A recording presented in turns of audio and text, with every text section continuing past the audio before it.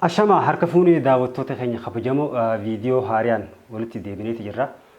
Sagantaa tana gaa kan isiniif qindeessu an Iid Alii Musaati. Hanga dhuma sagantaa teenyaan waliin turan afeeraa teenya. Arraan tana waan milkaa'ina keessatti gufuu namatti ta'a takka takka kan waliin laallu ta'a. Maaliif jennaan addunyaan tun addunyaa histii walii jedhu guutamtee fi namni walitti hinaafuuf kanarraa hanka'e waan dira takka walii yaadaa jiraachuu. Kanaaf milkaa'ina namaarratti gufuu kan ta'u qabxii sadeen takka qabadheetiin dhufee jira. Mee qabxii sadeen tana takka takkatti kan waliin laallu ta'a jechuudha. Maaliif jennaan ati yoo milkaa'uuf barbaadde yookaan bakka yaadde gochuudhaaf waan sadeen kana dirqama dhiisuu qabda.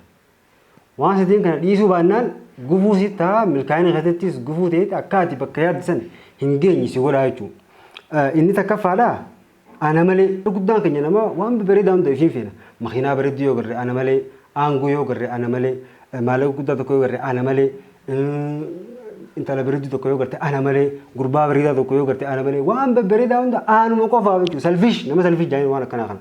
Ana malee yoo kan jettu taate ati namni si dheessaa deema. Yoo namni waa walitti siif kanne karra bareedaa naa kanna yoo kan jettu taate ana malee jechuudha. Selfish taatee jirta. Makiinaa tokko si kannanii wal faraqaanoo faayaanii yoo sinii kannan lakki anaa furachuu qabaa inni furachuu qabu yoo hadiddu ta'e ati nama ana malee selfish taataa jechuudha. Sababa selfishummaa keetiini namni waa walitti namni si waliin dalaguun barbaadu. Hojii namni waaloo ta'e tokkummaadhaan dalagu. Hojii namni gurmaa'ee waliin dalaguutu jira. Hojii keessa cufa keessatti ati ana malee waan jettuuf jecha namni hundi sirraa fagaachaa deema. Aboo isa wajji waliin nuu kannina. Aboo isii wajji waliin nuu kannina. Isiin selfishii nama malee jetti.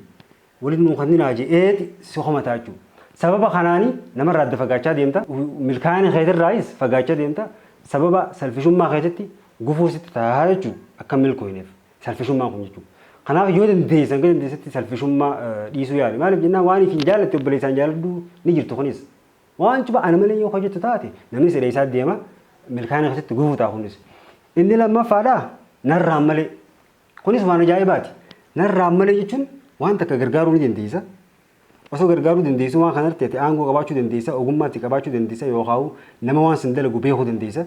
Namni kun gargaarsa kanatti haajameeti nama biraa gaafate deemee aboo waan akkanaa libeetanii aboo waan akkanaa gargaaraa aboo hajaa akkanaa na furaa jee namoota biraa gaafata. Garuu ati teessee ilaalta nama inni gaafatu waan teessee ilaalta. Aboo kootu baleessa kiyya waan akkanaa naa beekaati ogummaa akkanaa nama qabu naa beekaa yookaan waan aangoo akkanaa naa qaba naa si gargaaraa siin furoo jettee mardhumate. Garuu akkamiin narraan hin ta'in namalee na gubbaan akkamitti hin ta'in akkamitti na gubbaan dabalee nama biraa gubbaan ta'a jetteeti. Histi nama yaaddaa jechuudha. Aangoonis narraan malee akkamitti ta'a. Waa godhuunis narraan malee yoo si gubbaan deemanii nama san gaafatan akkamitti narraan malee taa'etteeti waan nama gargaaruu dandeessu. Diddaa jechuudha. Kun maal agarsiisa? Histi yaaduu agarsiisa. Keessa histiidhaan guutamuu agarsiisa. Kan booda osoo narraan malee jettuun namarraas fagaachaa deemta. Kunis milkaa'ina keessatti gufuu sitti ta'uu danda'a. Maaliif jennaan waan takka nama gargaaruu dandeessu yoo gargaartu ta'e waan takka waan si miidhuu qabu. Si galee gargaaraan nama gargaartan nama gargaaruun gaariidha. Gaarii dalaguun mootummaa keetiif gaarii waan ta'eef gargaaree akkamiin irraa hin ta'in jettee waan nama gargaaruu dandeessu yoo callee jettee itti ilaaltu ta'e kun ifeefuu rakkinaa jechuudha. Kunis milkaa'ina keessatti gufuu sitti ta'a histi yaaduu jechuudha. Inni sadaffaa duba ajaa'ibaatti jirama kasadaffaadha. Kasadaffaa maal jaaseeti?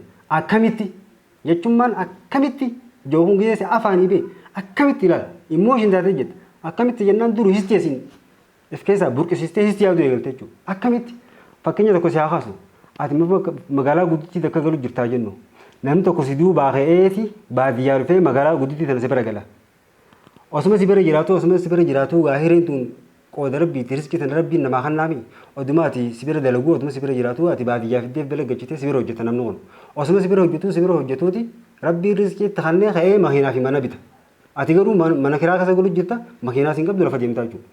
Mucaan kun si duubaa dhufee baadiyyaa si bira galee osuma sirriitti hirkatee jiraatu maallaqa argatee bitate. Akkamiin na duubaa ka'ee jecha akkamitti jookanaan yoo hojjeta qofa qabaadhu. Akkamitti na duubaa ka'ee osoo isa dura magaalaa galee jiru na duubaa ka'ee makiinaa fi mana rabbi ta'u osoo nan bitatin jettee akkamitti jettee guukaatu histi yaaduu eegalte jechuudha. Histi yaaduun nama kana qaqqabu miti beeke. Riskii namaaf rabbi qoodee histi yaadaa oltus irraa fuudhuu hin dandeessu. Garuu histi yaaduun immoo suma mataa kee qaqqabdi. Osuma galgalaa ganama teessee shirri yaaddu. Osuma akkamitti makiinaa isaatan dhabamsiisa.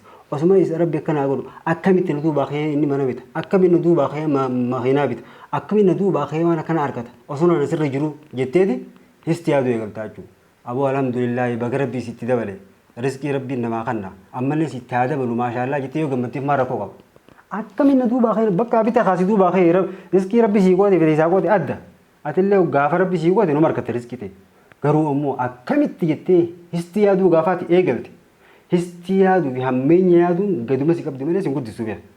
Kanaaf abbaan fedhe haa harkatu harkata namaatiif gammadi. Atillee rabbi yaa rabbi naa hanna jiiti rabbi riskii sii qoodee bara. Hanga feete laafaa taatus riskii rabbi sii qoodee namni sirraa fuudhuu danda'u.